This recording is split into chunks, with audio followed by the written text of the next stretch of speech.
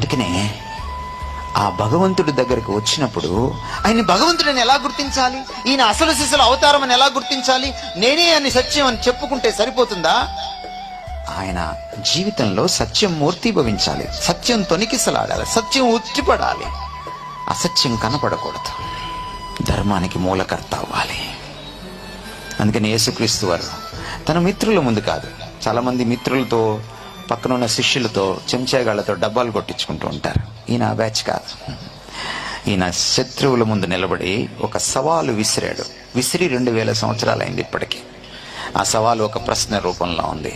ఏమన్నాడంటే యేసుక్రీస్తు వారు, మీలో ఎవడైనా సరే నాలో పాపాన్ని స్థాపించగలడా, చూపించగలడా, నిరూపించగలడా?